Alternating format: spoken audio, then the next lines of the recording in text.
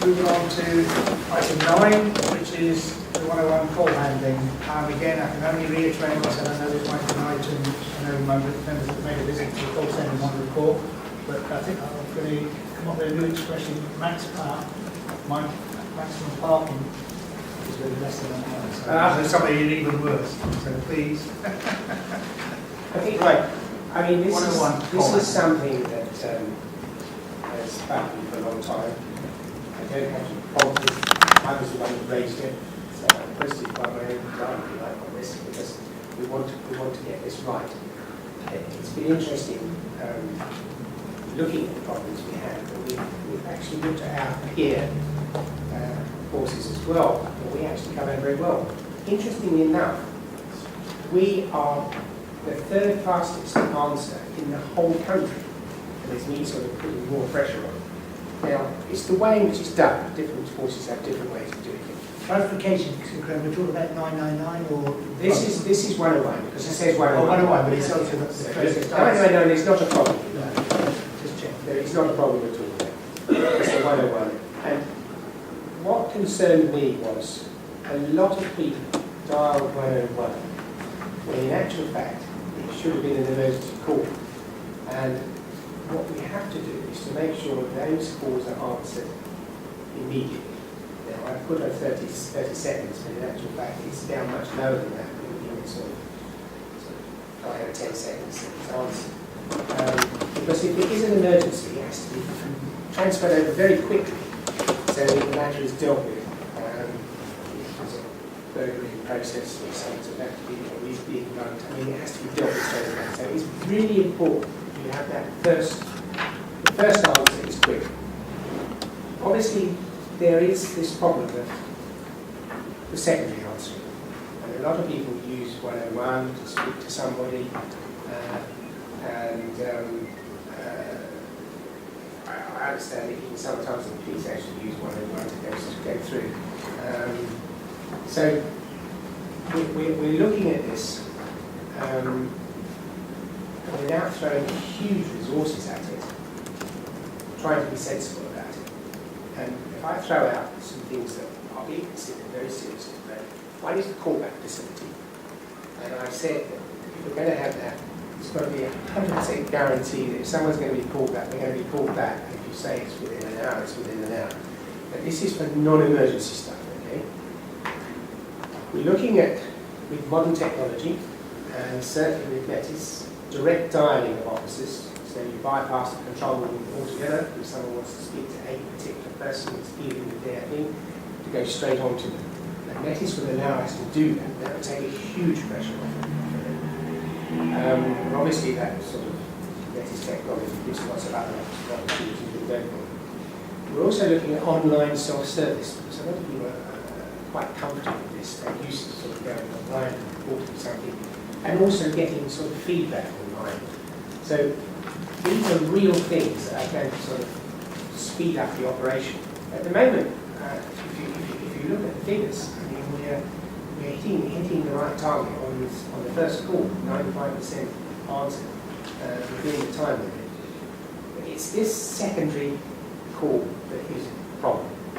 And you can't just sort of take more people on board for this, because they have to be very well trained. I mean, the call centre people have to know everything about the police, who's doing what you do. So you can't just sort of take someone off the street and say you answer that call. So there's lots more training.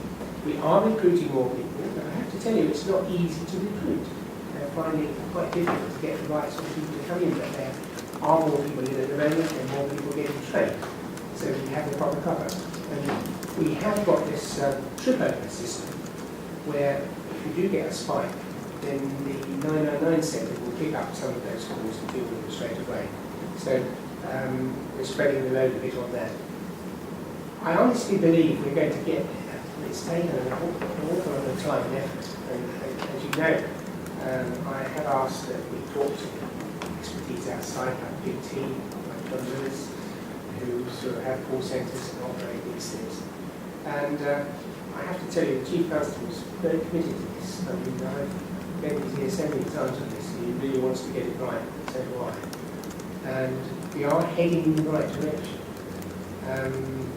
But I'm not happy with it yet. And then people come back and say, here's stories of people sort of sitting on there for 55 minutes. That is just not on. And if we hear reports like that, if they give us the day or the date and the number that they were ringing from, you can actually track that back and see what went wrong. Because it's not on. I mean, I'm very embarrassed that that's happening. But I really believe we're getting there, and with the options that I've read out to you, I think will sort of seriously bring us into the modern day and take some of the pressure off of those people who are working on the Before I take questions, to benefit members of the public as well, a number of our members have actually visited the course at the Service Centre. Do you want anyone want to report back at this stage before we actually open up some questions here through just as a report back on anything? No? I was very impressed. You were impressed? Thank you. So impressed notwithstanding the secondary call issue, you were impressed by that? They can only do what they can do with the resources they have. Yes, I think I was very clear, but the resourcing is at the level that we wanted to see. I'm sure even that you wanted to see, but the staff that were there were very dedicated, and that the important thing was, the experience of the person making the call. I think that came across. I think the other thing is that the people in the call centre would ask you not to arrange for another sonic boom. No, it's don't move so fast, so I've got Mike and Lewis wanted to ask questions, and I didn't. Right, Mike. 2 points. First of all, very quickly, I assume that when you say we're the third best in the country, that's referring to the initial rather than the secondary. Yes. What would your target be for the secondary? Well, it's difficult to put a target on that, because it depends what the complication is. The secondary one involves putting someone through to someone who's specialist, track this down and deal with it. What I don't want to do is that have, as happens at the moment, people have to hang on. That's not on. There must be a way. This is why I'm saying callback facility, which we're looking at. What I've said is that we have that, we've got absolute cast iron guarantee. We say we're going to call back within an hour, which is what some of the departments want people to do. We call back within an hour, so people know that that's going to happen. And that takes that weight off. The most important thing we have to deal with is if there is an emergency or a line if there's an emergency. And the people on the switchboard are so good, because the person themselves might not think it's an emergency, but it is. If someone's in distress, and we need to actually get help there as soon as we possibly can. I need clarification if I may. I understand about the triage on the first point. Right. Are we measuring here the job going into a pool and then somebody picks that up, it's not an emergency, and then they say, tell me your details and we will record it on the screen? That's one possibility. Right. The other is, what you really, this is now the second person, what you really need to do is to speak to X and then getting through to X. Those are two different things. Which are we measuring here? So the answer is yes. Which one do you want? Which one are you measuring? That's the question. We've got a column, a line of figures here that Right. says whatever. It's a secondary pickup at the Key Service Centre, which is taking the Just taking the details. Right. Yeah. So it's not getting through to someone who is in I the mean, the first call is just to make sure That's triage, understand that, that. if it's an emergency, yes. You'd be surprised how many emergency calls come through. No, I understand, I understand. So this is going in, a call is not an emergency, it goes into the That's pool. right. How long before the pool person picks it up? So that's a straight resources issue, isn't it? It's a number of people who are dealing with the pool. I'm pleased to hear that you were Got the doing answer. training. Yeah, Lewis. I think our focus, like yours, is on the secondary pickup. So just looking at power 4.7, in the early part of 2014, the average call wait was around the 2 minutes mark, and the average for the last 6 months has been 3 minutes 45 seconds in my calculation. This only, as you say, deals with the secondary calls in the main centre. And it doesn't give us any stats about the onward referrals to places like Parkside. And the anecdotal evidence from people who come back to me when I asked for abuse was that is a lot worse. But if you just take, you've got an abandonment figure for 30 seconds, but in fact your average answer is 3 minutes 45 seconds. So we haven't got a stat there, Mr. Graham, about what is the net abandonment within that period. Albeit that these are useful stats. And I just think the other thing is if we all shut up and didn't do anything for 3 minutes 45 seconds, that's a very long time. It is, I agree. That's a very long time, and it wouldn't be acceptable, even though we have difficulties ourselves in call centres. So there has been something of a triage, but the whole system of neighbourhood policing depends on these people and the way that their information is recorded. I guess my other question is, when I hear you speak about it, it's as if these people aren't in the front line. And I would say these people are in the front line. And So I agree with you talked about putting more resources into this would be at the expense of what you call the front line. And my concern there is that I know the pressures you're under, the 4% cut, the cuts that all of the people around this table are having to make, but isn't it a priority to make sure that this has got the staffing and the resources? Not maybe what it was 3 or 5 years' time, maybe there's opportunities with technology, but this could be significantly improved. Don't you think it really does need to be improved? Well, of course I do, because I was the one that brought this up. I wasn't right at the very day 2. One of the things I saw this as a problem, and we had to deal with it. And we've been struggling with it ever since. And I agree with you. I mean, the people that are on the call centres are absolutely fantastic.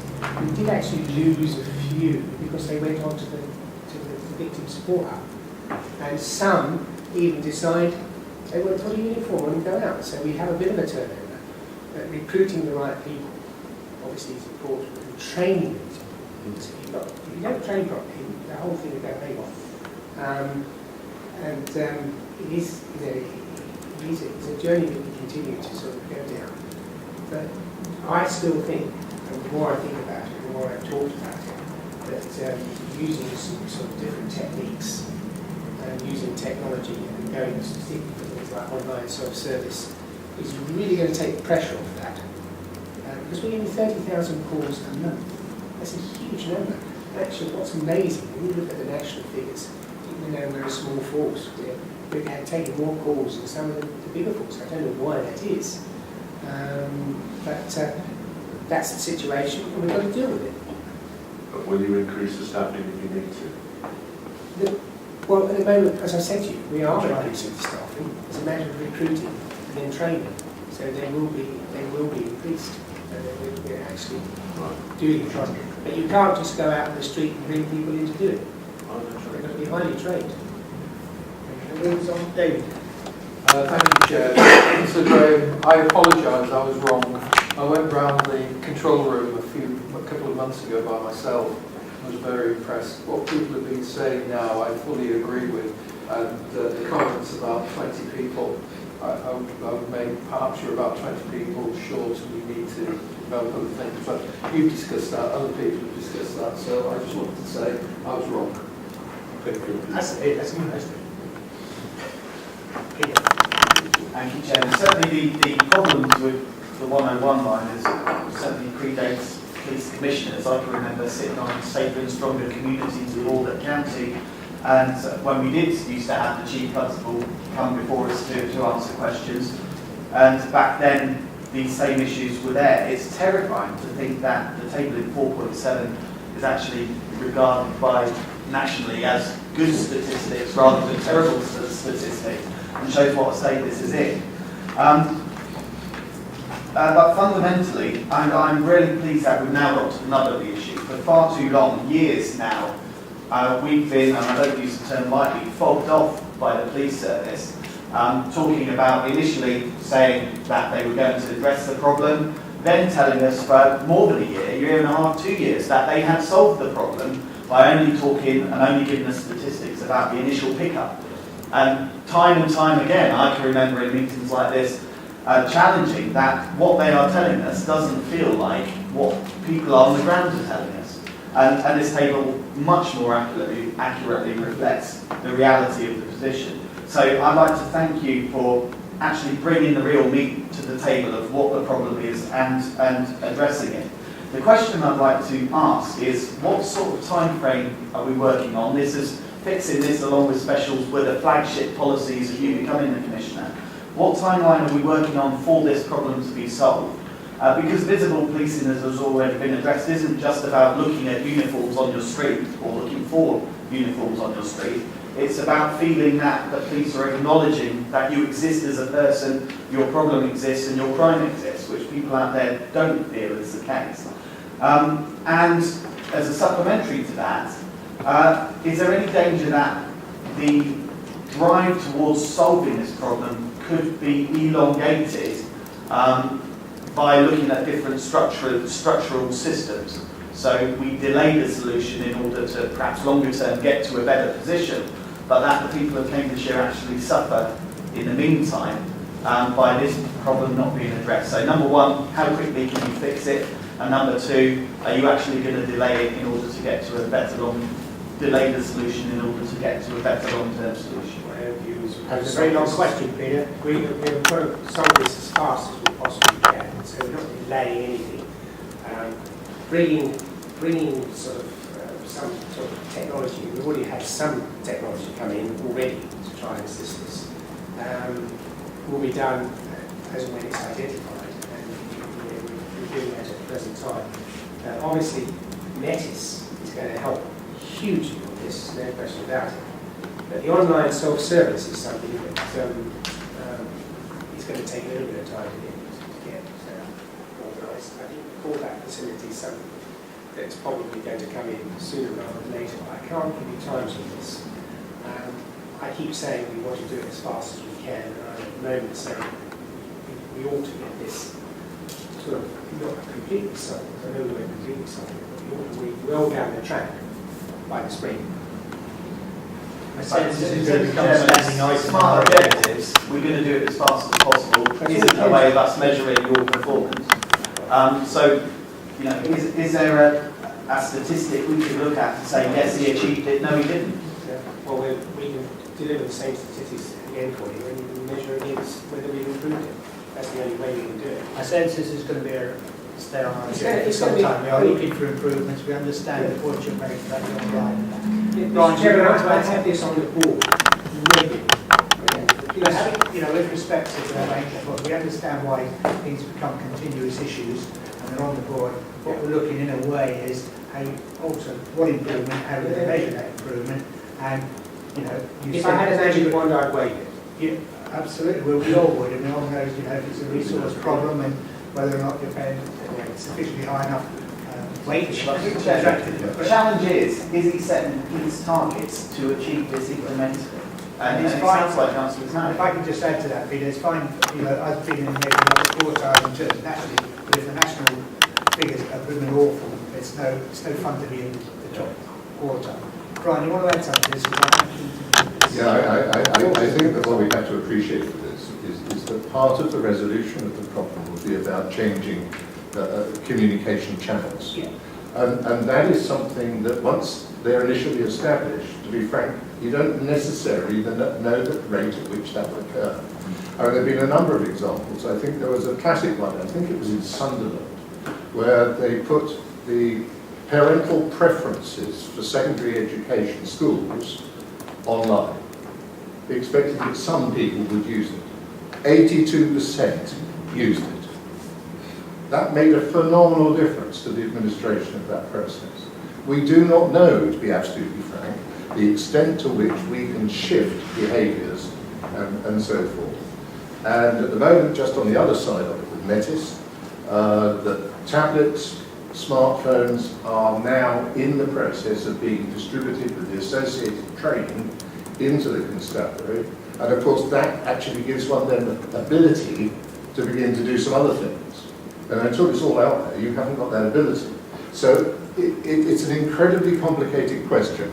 And to actually presume that there is an answer that can be put down into 2 months, is just, actually, I'm afraid, terribly I think difficult someone must to do. understand. We are incredibly conscious of wanting to resolve these issues. Yeah. And predominantly, the resolution will come through the application of different ways of doing it. I don't think there's a public service, and in some cases private services who are able to predict it, and hopes that channel shift, you know, the proposals do improve it. I've been involved with comms for a long time, in public service with people like the AA and RSC and all those. So I know some of the difficulties. We look forward to seeing some improvement on this, clearly, just as you do, but we do feel we need to continue to press on this matter. We are one of those bodies that has to do this. We're part of the loop, if you like, ensuring the public that they are going to get the responses. We understand that you've taken on board as well.